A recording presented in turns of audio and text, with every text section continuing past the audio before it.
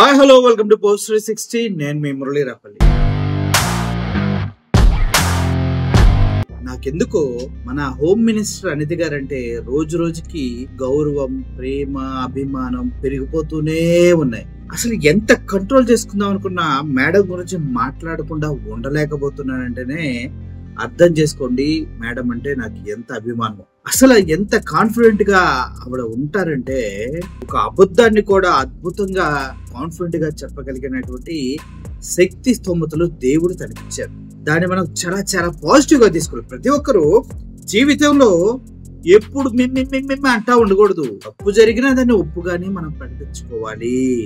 అంత ధైర్యాన్ని, అంత కాన్ఫిడెన్స్ ని హోమ్ మినిస్టర్ అనిత గారిని చూస్తే నాకు వస్తుంది. నిజంగా అసలు ఏదైనా కూడా ఆవిడ చెప్పే విధానం ఉంటుంది చూడండి.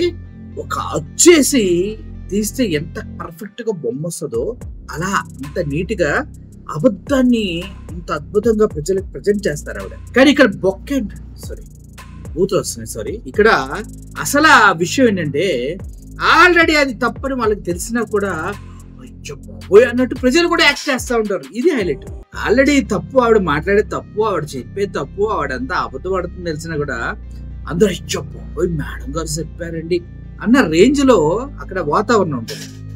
ఏందన్నా ఉన్నట్టుండి అభిమానం అంటావు, ప్రేమ అంటావు, చివరికి ఏదో అంటావు అంటే అభిమానమే, ప్రేమే. తమ్ముడు తనవాడైనా నిజం మాట్లాడాలి కదా.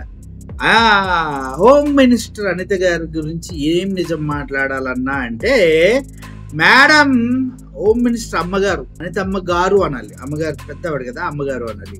అనితమ్మ గారు ఈ మధ్య ఒక బీసీ హాస్టల్కి వెళ్ళారు. ఆవిడ కాన్స్టిట్యున్సీలోనే ఉన్నటువంటి బీసీ హాస్టల్కి వెళ్ళి ఆకస్మికంగా తనిఖీల కోసం వెళ్ళారు మేడం గారు. అక్కడికి వెళ్ళిన తర్వాత పిల్లలతో కూర్చొని మాట్లాడుతూ ఉన్నారు. నేనున్నాను, నేను చూసుకుంటాను, నేను అదే అని. ఓకే, పిల్లలకి ఏదో ధైర్యం చెప్పడానికి మాట్లాడుతున్నారు అనుకోవచ్చు. ఒకసారి ఈ వీడియో చూడండి, అర్థమైంది ఏమని మాట్లాడుతున్నారు.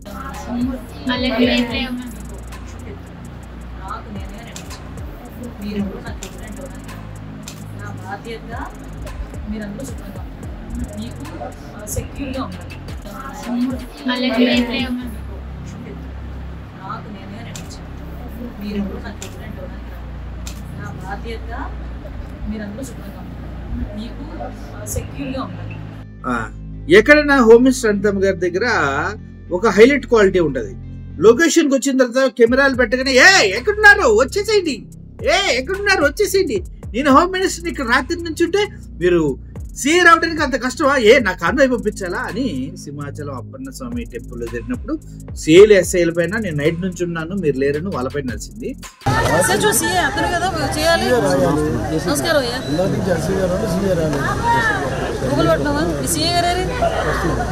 ఎక్కడున్నారు?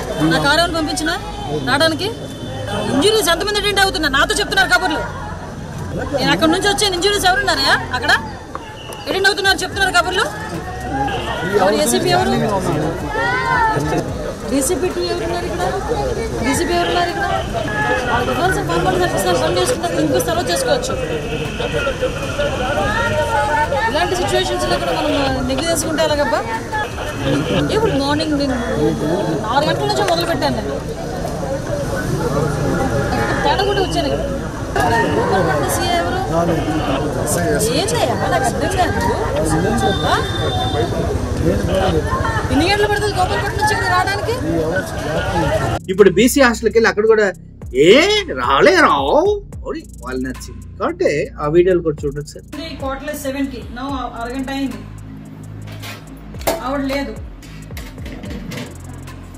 కనుక్కోవడం ఏంటమ్మా? పనిష్మెంట్ కాల్ఫర్ చేయండి.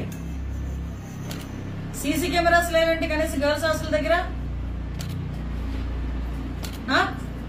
మీరు ఇమీడియట్ గా రేపు ఒకసారి వచ్చి విజిట్ చేసి సీసీ కెమెరాలు పెట్టించండి. ఇక్కడ మెనూ కూడా ఎగ్జాక్ట్ గా వెళ్ళట్లేదు పిల్లలకి. ఎంక్వైరీ రాస్తున్నారు, ముందు ఎంక్వైరీ రిపోర్ట్ నాకు పంపించండి. ముందు ఆవిడ మీద డిసిప్లినరీ యాక్షన్ తీసుకోండి. 30 మంది, ఎంతమంది ఉన్నారమ్మా పిల్లలు? 44 మంది ఆడపిల్లలను వదిలేసి 5 గంటలకు వెళ్ళిపోయిందంటే ఇవి ఏమనుకుంటుంది?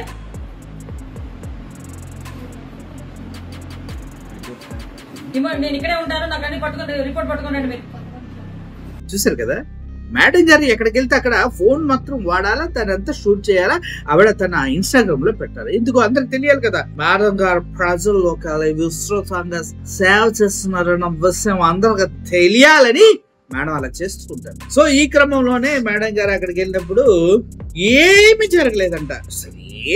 ఏమీ జరగలేదు. ఆవిడ అన్నంలో పురుగు కానీ బొద్దింక కానీ నాన్ వెజ్ ఐటమ్స్ ఏమి రాలేదంట. నాకేంటి మరి నాన్ వెజ్ ఐటమ్స్ చూపించారు అంటే అదంతా తూచి మీరు పప్పులక్కలు ఇచ్చారు అంటున్నారు మేడం. ఒకసారి మేడం గారు ఏం మాట్లాడుతున్నారు వినండి. అంటే ఎక్కడ తిన్నది, ఎక్కడ వచ్చింది బొద్దింక, ఇడిగా వచ్చి చూసాడా? ఇందులోని బీసీ హాస్టల్ భోజనం చేస్తుండగా బొద్దింక రావడంతో సిగ్గుతో నవ్విన ఏపీ హోంమంత్రి. ఏంటి పరిస్థితి అండి ఇది? గురుకుల బాలిక హాస్టల్లో హోంమంత్రి అనిత వడ్డించిన భోజనంలో బొద్దింక, నేను వడ్డించిన భోజనం తేడా గమనించండి. దానికి విద్యా వ్యవస్థకి అంటే వీళ్ళు అంటే అనిత తింటుంటూ అన్నంలో పురుగు ఒక్కసారికి షాక్.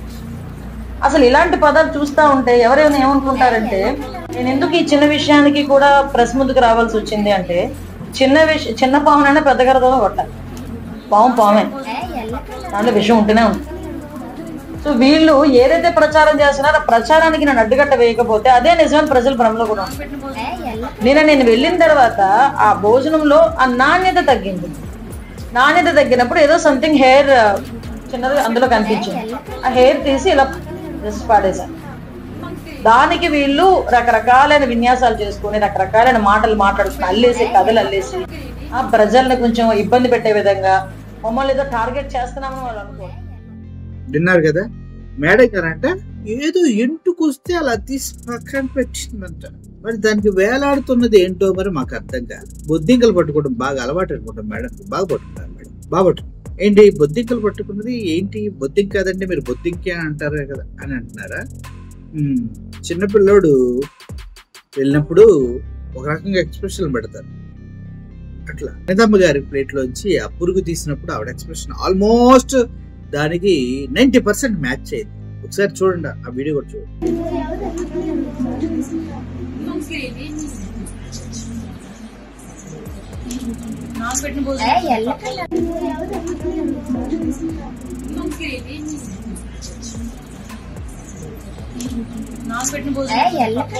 చూసారు కదా నాకు పెట్టిన భోజనంలో వచ్చింది. ఏడుపు ఒక్కటే తక్కువ. మరి ఇప్పుడు మీడియం ముందుకు వచ్చి ఆడి ఫోన్ తీసుకొని అది చదివి ఈడి ఫోన్ తీసుకుని ఇది చదివి ఈడి ఫోన్ తీసుకుని ఇది చదివి ఏంటి మేడం ఇది? ఎవరిని చేద్దాం అనుకున్నారు? మీ ప్రభుత్వంలో బీసీ హాస్టల్స్ లో ఫుడ్ సరిగా లేదు. మీ పక్కన కూర్చుంది చూడండి ఒక అమ్మాయి, గ్రీన్ డ్రెస్ అమ్మాయి. ఆ అమ్మాయి నవ్వింది చూడండి మేడం. ఆ నవ్వు చూసిన ప్రతిసారి అనితమ్మ గారు అక్కడికి వెళ్ళి తప్పు చేశారే, అనవసరంగా ఎర్రిపప్పు అయ్యారే అనిపిస్తుంది మాకు. హోమ్ మినిస్టర్ అనిత గారు బీసీ హాస్టల్కి వెళ్ళి నాన్ వెజ్ వెజ్ అయితే పెట్టింది మీకు అంటే అది కలిసింది కాబట్టి నాన్ వెజ్ అనొచ్చు. నాన్ వెజ్ తింటుంటే పక్కన అమ్మాయి అంటే అందరు నవ్వుతూ ఉన్నారు. కాకపోతే ఆ అమ్మాయి కొంచెం వింతగా నవ్వుతుంది. సరే అమ్మాయి కోసం మళ్ళీ ఒకసారి వీడియో ప్లే చేస్తే చూడండి ప్లీజ్. అమ్మాయి కోసం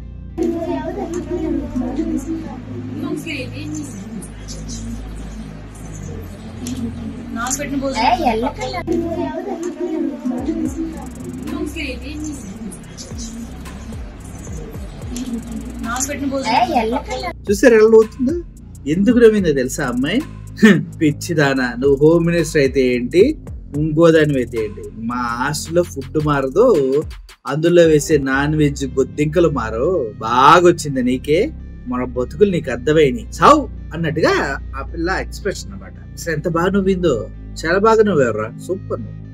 చదువుకునే వాళ్ళు అలాగ నవ్వుతూ ఉండాలమ్మా. వీళ్ళు పెట్టే దరిద్రమైన ఫుడ్ తింటే ఆరోగ్యాలు పాడవటం ఖాయం. కానీ మీ నవ్వులు ఆనందాలే మిమ్మల్ని కాపాడతాయి. ఈ దరిద్రపు ఫుడ్ తిని అంత దరిద్రం జరిగిన తర్వాత కూడా బయటకు వచ్చి కొద్ది కూడా ఆ వాస్తవాలని బయటకు రానివ్వకుండా వాళ్ళ గవర్నమెంట్ పరువు ప్రతిష్ట కాపాడటానికి మేడం గారు బుద్ధింకా అనే అంశాన్ని కూడా త్యాగం చేసి చెమట వచ్చి అబద్ధాలు ఆడుతుంటే ఆ మాత్రం అభిమానం ఉండకూడదా? ఆ మాత్రం ప్రేమ ఉండకూడదా మేడం పైన? ఏమంటారు?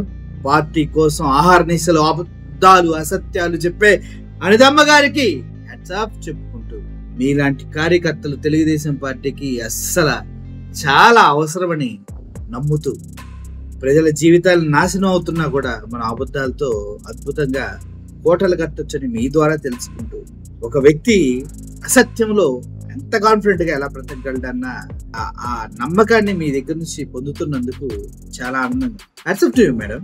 అది బొద్దింక కాదు, మీరు తీసేది రెంట్గా వచ్చిన తప్పే కదా. మరి ఆ విషయాన్ని ఎందుకు మాట్లాడరు? ఫుడ్ క్వాలిటీ బాగాలేదన్నారు, మరి దాని గురించి ఎందుకు మాట్లాడారు? అలా రోజు వెళ్ళండి హాస్టల్స్ కి. అబ్బాయికి నెలలోపు మీరు బెడ్ మీద ఉంటారు, హాస్పిటల్ ఐసీయూలో కూడా ఉంటారు. వాళ్ళు ఇంకా స్ట్రాంగ్ బాడీస్ కాబట్టి పిల్లలు తట్టుకోగలుగుతున్నారు. మీరు అలాంటి వాళ్ళు అయితే సెట్గా అర్థమైందా? Thank you for watching this video. Madam గారిని చూస్తే నా భలే ముచ్చటేస్తాం.